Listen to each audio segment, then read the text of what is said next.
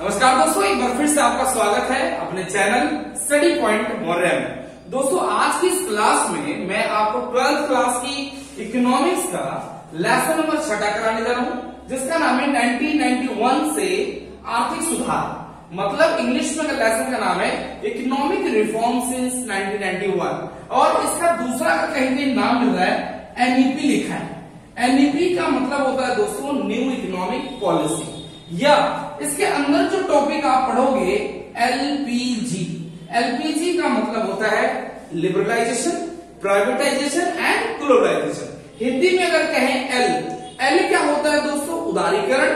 P को English में तो प्राइवेटाइजेशन लेकिन हिंदी में निजीकरण कहता है। वहीं पर दोस्तों जी को इंग्लिश में ग्लोबलाइजेशन और हिंदी में वैश्वीकरण कहता है। दोस्तों इस क्लास में हम जानेंगे कि एलपीजी के क्या हमारे पॉजिटिव इंपैक्ट है, जिसको हम मेरिट्स भी बोल सकते हैं, और आज हम पढ़ेंगे एलपीजी के डीमेरिट्स या उसको कह सकते हो इसके नेगेटिव इंपैक्ट। क्लियर है? लेकिन इसमें गुण और अवगुण को समझने से पहले हमें पता होना चाहिए एलपीजी होता क्या। दोस्तों एल का मतलब मैंने पहले बता दिया, एल का मतलब लिबरलाइजेशन, जिसको हिंदी बोलते हैं उदारीकरण। उदारीकरण क्या होता है दोस्तों? सरकार द्वारा लगाए गए भौतिक तथा प्रत्यक्ष प्रतिबंधनों से मुक्ति। इसका अर्थ ये होता है अगर सरकार ने कोई प्रतिबंधन लगा रखा है किसी औद्योगिक क्षेत्र पर, किसी प्राइवेट क्षेत्र पर, वहां से उसको मुक्ति देना, उसको प्रोडक्शन के लिए मोटिवेट करना, ये उदारीकरण कहलाता है। मतलब सरकार द्वारा लगाए गए भौतिक तथा प्रत्यक्ष प्रतिबंधनों से मुक्ति उदारीकरण कहलाता है। क्लियर है दोस्तों? निजीकरण क्या होता है? किसी सरकारी क्षेत्र को एक प्राइवेट सेक्टर का एक आदमी चलाता है, जो प्राइवेटाइजेशन कहलाता है। जैसे कोई सरकारी स्कूल है वो किसी प्राइवेट के हाथ में दे दिया जाए, किसी निजी उद्यमी के हाथ में दे दिया जाए, तो वो प्राइवेटाइजेशन कहलाएगा। वही ग्लोबलाइजेशन क्या है दोस्तों? दो देशों के बीच में हुई आर्थिक लेन देन को वैश्वीकरण कहता है। कहीं कहीं पर वैश्वीकरण को भूमंडलीकरण भी कहा जाता है। तो मेरी बात क्लियर होगी भाई? ये याद रखना कि हमारा जो एलपीजी है, जो जी है दोस्तों ग्लोबलाइजेशन, या हम एलपीजी कह लें या इसको हम एनईपी न्यू इकोनॉमिक कह लें, ये भारत में 1991 में आया। हिंदी में बात करें नई आर्थिक नीति न्यू इकोनॉमिक पॉलिसी भारत में 1991 में आया। वहीं दोस्तों अगर मैं चाइना की बात करूं, आपका चाइना में 1977 में आया, और पाकिस्तान की बात करूं 1978 में आया। क्लियर हो गया? सॉरी 1988 में आया। क्लियर है मेरी बात? तो आज की इस क्लास में हम जानेंगे कि हमारा जो भारत में न्यू इकोनॉमिक पॉलिसी 1991 में आई, तो इसके क्या पॉजिटिव इंपैक्ट पड़े, क्या नेगेटिव इंपैक्ट पड़े। आइए इस क्लास में समझते हैं। दोस्तों क्या कहता है? कहता है भैया एलपीजी के नेगेटिव इंपैक्ट क्या है, सॉरी पॉजिटिव इंपैक्ट क्या है? कहता है स्टिमुलेट टू इंडस्ट्रियल प्रोडक्शन। दोस्तों जब ग्लोबलाइजेशन आया, वैश्वीकरण आया, यहाँ पे वस्तुओं और सेवाओं का लेन देन हो रहा है, और वस्तुओं के सेवाओं के लेन देन में क्या हो रहा है दोस्तों? यहाँ पे औद्योगिक वस्तुएं आ रही है, जिसके कारण इंडस्ट्रियल प्रोडक्शन भी होने लग गया। क्या मेरी बात क्लियर? यहाँ पे लिखा है औद्योगिक उत्पादन का प्रेरक बन गया।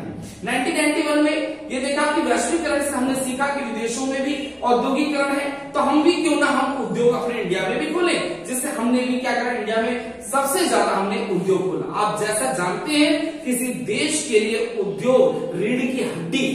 क्या मेरी बात क्लियर? तो यहाँ पे पहले फायदा क्या हो गया कि उद्योगों का सबसे ज्यादा मतलब होने, औद्योगिक वस्तुओं का उत्पादन होने लग गया। दूसरा पॉइंट क्या हो रहा है? मुद्रास्फीति पर रोक, मतलब चेक ऑन इन्फ्लेशन, महंगाई पर रोक हो गई। क्यों दोस्तों? क्योंकि विदेशी कंपनियां, मान लो मैंने यहाँ एग्जाम्पल लिखा है कि पोको का फोन हो गया, सैमसंग का फोन हो गया, रेडमी रियलमी का हो गया, एमआई का फोन हो गया। कोई कंपनी 4 GB रैम का मान लो एक फोन देती है, तो कोई कहता पोको कहता मैं तो 7000 में दूंगा, कोई सैमसंग कहता मैं तो 6500 में दूंगा, रेडमी कहता है दोस्तों कि मैं 6200 में, वही एमआई कहता है कि मैं 6000 में। तो इसका मतलब कि आज हमारे पास 4 ऑप्शन आ गया, जिसके कारण मैं अपने लिए कोई भी सस्ती और कोई चीप रेट वाली और बढ़िया क्वालिटी वाली मैं ले सकता हूं। तो ये कहता है कि महंगाई पर रोक, ये कौन लाया? न्यू इकोनॉमिक पॉलिसी कह लो या एलपीजी कह। अगला पॉइंट दोस्तों उपभोक्ता की प्रभुत्व, कंज्यूमर सोवरेनिटी। आज कंज्यूमर की पावर इतनी हो गई दोस्तों कि अपनी इच्छा अनुसार वो किसी भी कंपनी का फोन वो ले सकता है, क्योंकि यहाँ पे क्या है कंज्यूमर की सोवरेनिटी बन रही है, यहाँ पर उपभोक्ता की प्रभुत्व बन रही है, उपभोक्ता की ताकत बन रही है। क्यों? ये किसके कारण हुआ दोस्तों? ग्लोबलाइजेशन की वजह से। किसके कारण हुआ? एलपीजी है। किसके कारण हुआ? न्यू इकोनॉमिक पॉलिसी के कारण हुआ। आज कंज्यूमर अपनी इच्छा अनुसार किसी भी वस्तुओं का उपभोग कर सकता है, परचेज कर सकता है। क्या मेरी बात क्लियर होगी? अब आगे चलते हैं। चौथा पॉइंट क्या कहता है दोस्तों? कह रहा है कि निजी विदेशी निवेश का प्रभाव, flow of private foreign investment. आज ग्लोबलाइजेशन आने के कारण, प्राइवेटाइजेशन होने के कारण, लिबरलाइजेशन होने के कारण दोस्तों सबसे ज्यादा इफेक्ट पड़ा है ग्लोबलाइजेशन के कारण। विदेशी कंपनियां आने लग गई। यहां पे लिखा है flow of private foreign investment.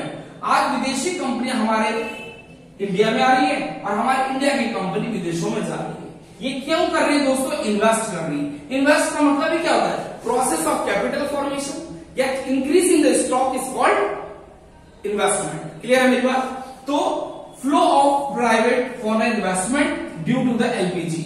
ये क्या? एलपीजी का पॉजिटिव इम्पैक्ट है। अगला बोल रहा है recognization of India as a emerging है ना इकोनॉमिक पावर, एक उभरती आर्थिक शक्ति के रूप में भारत की पहचान। जी हाँ दोस्तों, भारत में जब न्यू इकोनॉमिक पॉलिसी आया, जिसके कारण क्या हो गया कि भारत की पहचान होने लगी, क्योंकि भारत ग्लोबलाइजेशन के कारण विदेशों में इन्वेस्ट करने लगे, जिससे भारत की भी पहचान हो रही। जैसे आज वर्तमान में हमारे प्रधानमंत्री विदेशों का दौरा कर रहे हैं, जिससे भारत की भी क्या हो रही? पहचान हो रही। तो वही कह रहा है एलपीजी के कारण उससे हमें क्या पॉजिटिव इंपैक्ट मिला? पॉजिटिव इंपैक्ट है recognization of India as emerging economic power. आज एक उभरती आर्थिक शक्ति के रूप में भारत क्या हो रही है? पहचान हो रही है। ये क्या है दोस्तों? एलपीजी के पॉजिटिव इंपैक्ट है, क्योंकि भारत की क्या हो रही है? पहचान हो रही है, क्योंकि भारत ग्लोबलाइजेशन में अपना योगदान दे रहा है। वहीं पर दोस्तों एकाधिकार बाजार से प्रतियोगी बाजार की ओर खिसका, जहां भारत खुद खाता था, आज वो खुद खाने के साथ साथ विदेशों को भी खिला रहा है। इसका मतलब shift from the monopoly market to competitive market. अब कहा खुद को एकाधिकार बाजार करता था, अपने आप में ही मिंगल में रहता था, लेकिन आज वो कंपटीशन में टक्कर दे रहा है। आज अपना फोन विदेशी कंपनियों में बेच करके विदेशों में भी टक्कर दे रहा है। तो इसका मतलब क्या है? मोनोपोली मार्केट टू शिफ्ट कहां हो रहा है? Competitive market. क्या मेरी बात क्लियर? अब आइए समझते हैं दोस्तों कि demerits of the LPG. LPG के क्या नेगेटिव इंपैक्ट पड़े? दोस्तों हर सिक्के के दो पहलू होते हैं, हर चीज के गुण के साथ साथ अवगुण भी होता है। तो आइए देखते हैं अवगुण क्या है। पहला अवगुण क्या बोल रहा है दोस्तों? कृषि की अवहेलना। जी हाँ दोस्तों, जब आप जानते हैं उद्योगों के लिए उद्योगों की तरफ कंसर्न कर रहा है, तो इसका मतलब है वो कहीं ना कहीं तो इग्नोर करेगा। इसका मतलब है नेग्लेक्ट ऑफ एग्रीकल्चर। ये न्यू इकोनॉमिक पॉलिसी आने के कारण, चाहे वो अमेरिका, चाहे वो कोई भी देश हो, चाहे वो चाइना हो, चाहे वो पाकिस्तान हो, चाहे वो इंडिया हो, वो क्या कर रहे हैं? Neglect of agriculture. इसका मतलब इग्नोरेंस ऑफ एग्रीकल्चर कह सकते हो, इग्नोरेंस ऑफ कल्टीवेशन कह सकते हो, क्योंकि उनका ध्यान सिर्फ सेकेंडरी सेक्टर की ओर ज्यादा ध्यान दे रहा है। इसलिए हम कह सकते हैं एलपीजी के कह लो या न्यू इकोनॉमिक पॉलिसी के नेगेटिव इंपैक्ट में नेग्लेक्ट ऑफ एग्रीकल्चर, इसका मतलब कृषि की अवहेलना हो रही है। मतलब कि आज कृषि क्षेत्र को सबसे ज्यादा त्याग करके औद्योगिक क्षेत्रों की ओर ध्यान दिया जा रहा है। दूसरा बोल रहा है दोस्तों, दूसरा पॉइंट हमारा क्या कहता है? विकास प्रक्रिया का शहरीकरण। मतलब दोस्तों एलपीजी जब आया या न्यू इकोनॉमिक पॉलिसी आई, इसका कंसर्न सिर्फ कहां हो गया? Urbanization, urban concentration of growth. सिर्फ हमें किस पे ध्यान देना है? शहरों पर ही ध्यान देना। अगर आप ग्रामीण क्षेत्रों में जाओगे, शहरी क्षेत्रों की तुलना में वहां पर ग्रोथ बहुत ही लो है। क्लियर है दोस्तों? अगर मैं बात कहूं आपको, ग्रामीण क्षेत्रों में 5 गांव का एक बैंक, पर आप शहर में जाओगे तो एक एरिया का, एक क्षेत्र में एक क्षेत्र का 5 बैंक होते हैं। क्लियर दोस्तों? अगर किसी आप एक क्षेत्र में शहर में जाओगे आपको 5 बैंक आसानी से मिल जाएंगे, पर गांव में जाओगे 5 गांव का एक बैंक होता है। क्लियर दोस्तों? तो वही कह रहा है एलपीजी की नेगेटिव इम्पैक्ट क्या है? क्योंकि अर्बन कंसंट्रेशन ऑफ ग्रोथ हो रहा है। वहीं पर थर्ड पॉइंट क्या कर रहा है? कंज्यूमरलिज्म हो रहा है दोस्तों, स्प्रेड ऑफ कंज्यूमरलिज्म, उपभोक्तावाद का फैला। एलपीजी आने के कारण मल्टीनेशनल कंपनी आ गई, जिसके कारण मार्केट में वस्तुएं बहुत ज्यादा हो गई, वस्तुएं ज्यादा होने के कारण लोग नेग्लेक्ट कर रहे हैं एग्रीकल्चर, और वही नेग्लेक्ट करने के बाद वो क्या बन रहे हैं, कंज्यूमर बन रहे हैं। हमारे भी पेरेंट्स कुछ साल पहले वो किसान थे, पर वो क्या कर रहे हैं, शहरों के शिफ्ट होने के कारण आज वो एक खुद कंज्यूमर बन गए। जहां वो प्रोड्यूसर थे आज वो खुद एक कंज्यूमर बन गए। क्या मेरी बात समझ रहे? ये भी एक नेगेटिव इम्पैक्ट है due to the LPG.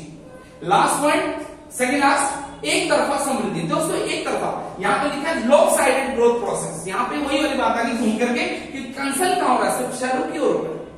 Clear दोस्तों, सिर्फ शहरों में ध्यान दिया जा रहा है। शहरों में आपके सबसे ज्यादा क्या नेटवर्क देखा जा रहा है, किसका, ट्रांसपोर्ट का देखा जा रहा है, पर गांव में कहीं कहीं ट्रांसपोर्ट ऑफ जो है व्हीकल्स वो बहुत ही कम है। लास्ट पॉइंट, कल्चरल इरोजन हो रहा है, संस्कृति का दोस्तों ह्रास हो रहा है।